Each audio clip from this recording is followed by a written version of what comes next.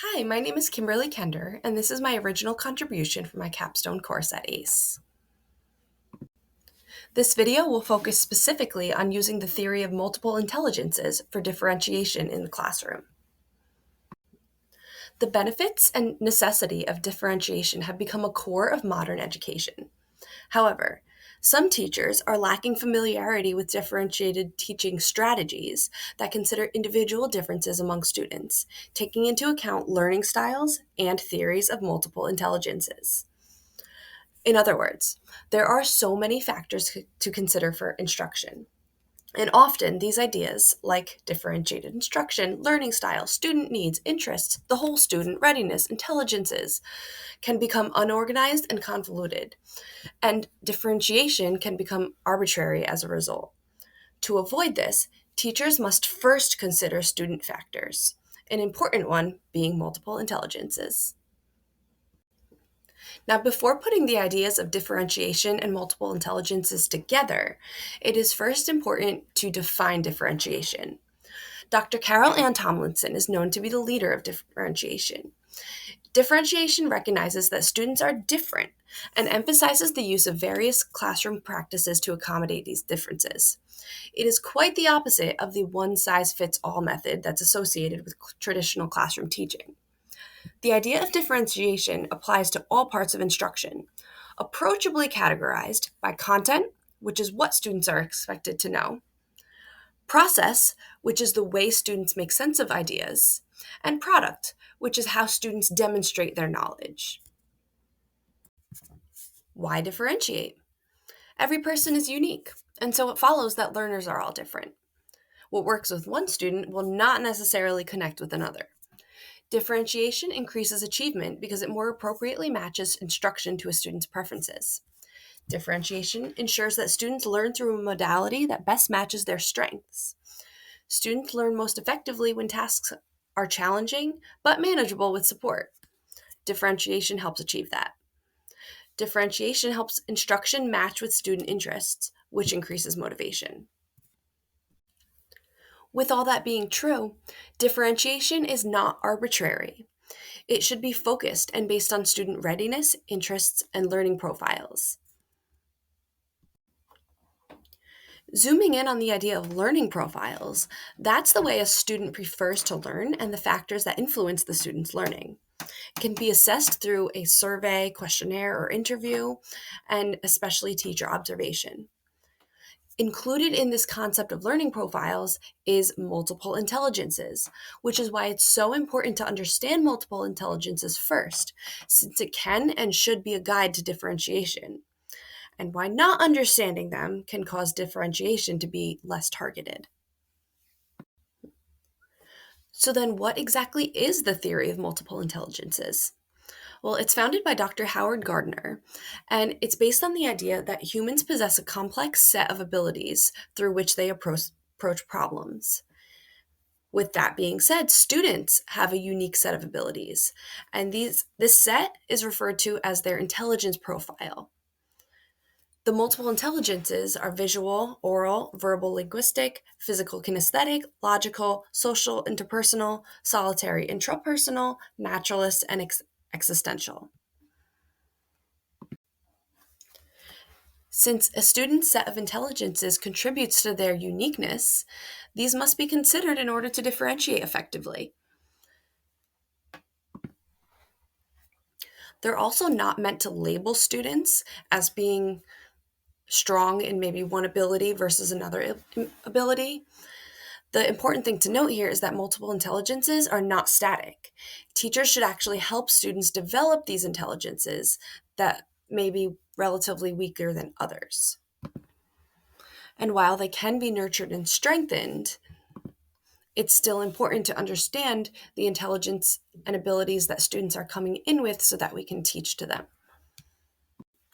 Now, there are some misconceptions that exist surrounding these ideas, so it's important to address these before moving forward with combining multiple intelligences with differentiation.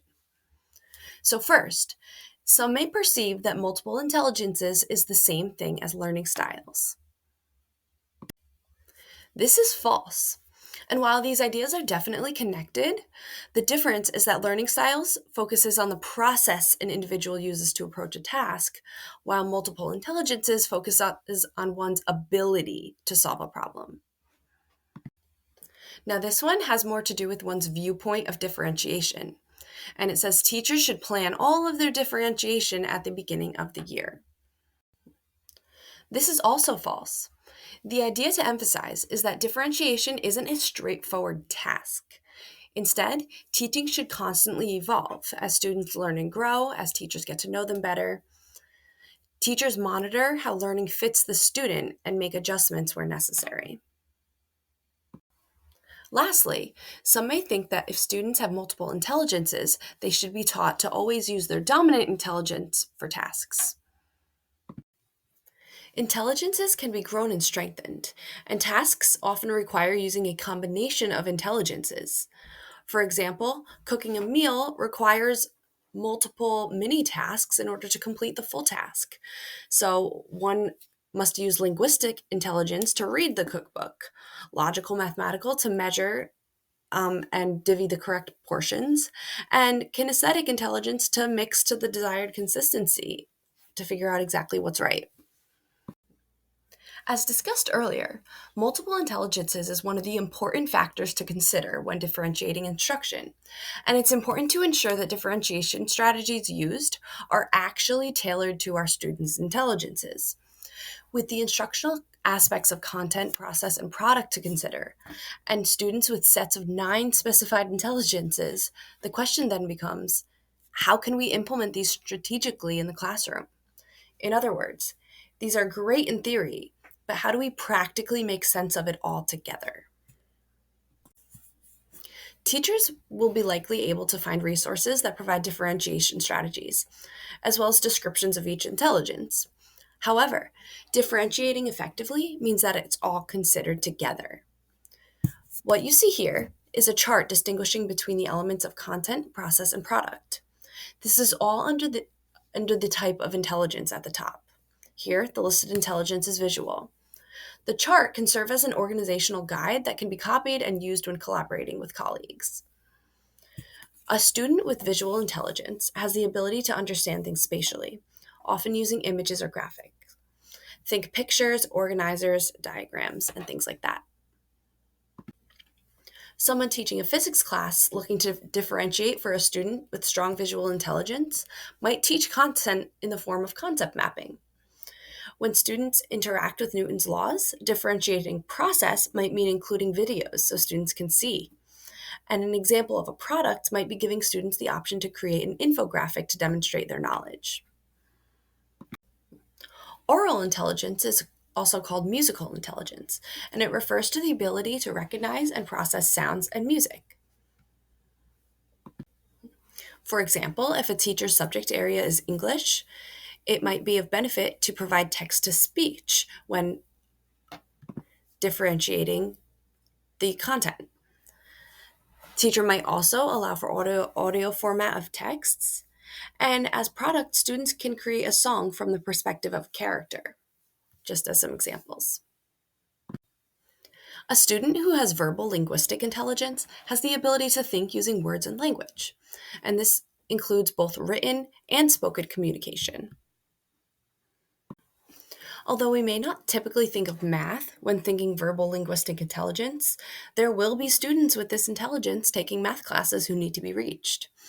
And so we need to think of these strategies even if they're not the first that come up when we search for differentiation strategies in a math class.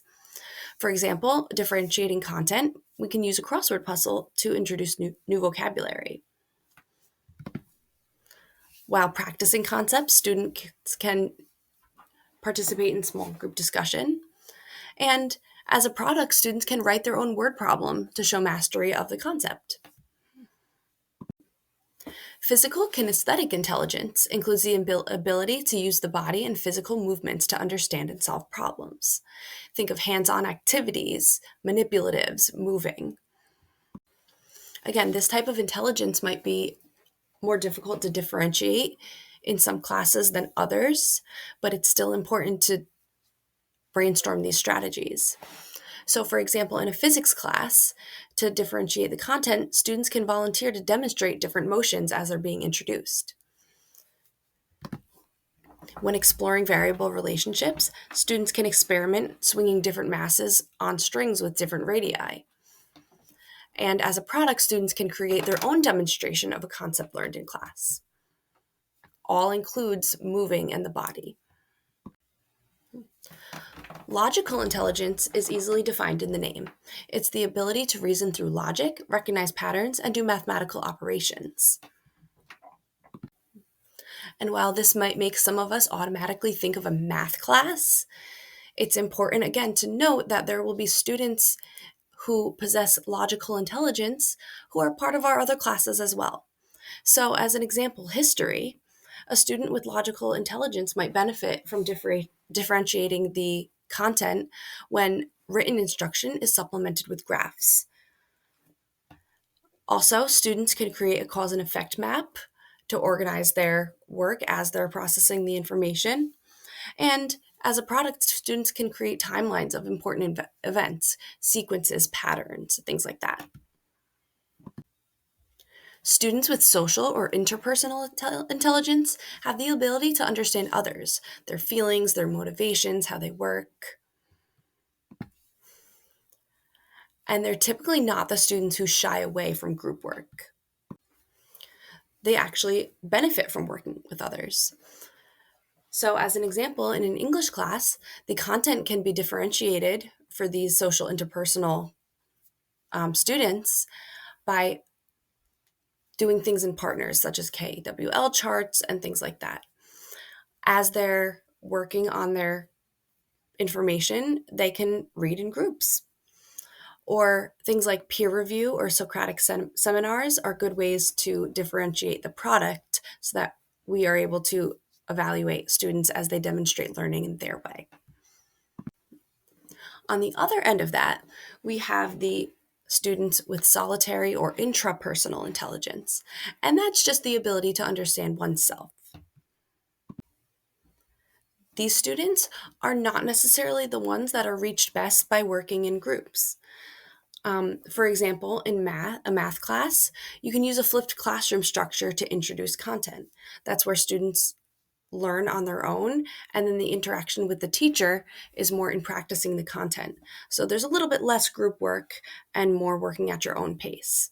Along those lines, there's self-paced online activities as students are practicing the information and the skills that they need to learn. Choice boards are another good way to reach the solitary interpersonal learner because students are able to pick what works best for them, and they do have a good understanding of themselves, so this might work well for them. The naturalist intelligence is the ability to understand the natural world and living things. These students might have a good connection with nature or enjoy being outside and interact with the world in a positive way. A biology class might be really conducive to enhancing this type of intelligence. An easy way to differentiate is to hold class outside.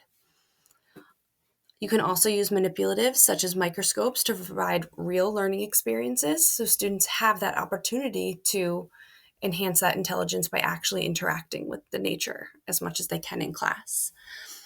Students can also create an infographic, and the requirements can be adjusted, and students can be given some choice to maybe include pictures of their observations and include their outside and bring it in.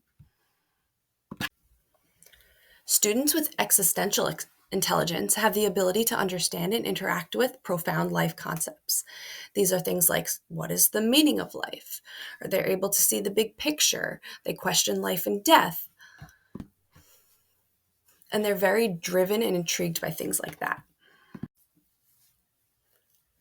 Since this intelligence doesn't necessarily shy away from large questions, inquiry-based learning might be a good way to differentiate the content.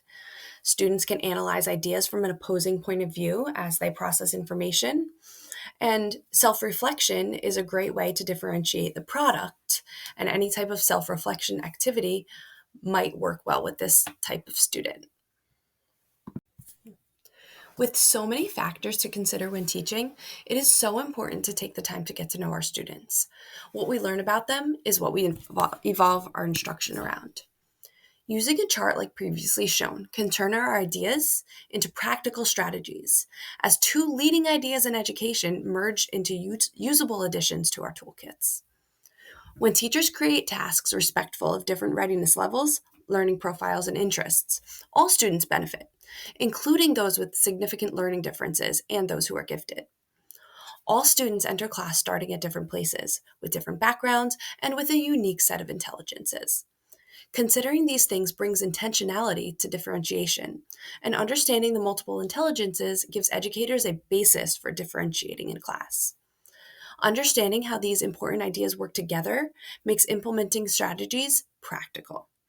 Targeting differentiation towards the intelligences that students demonstrate will serve to make instruction more student centered. Thank you.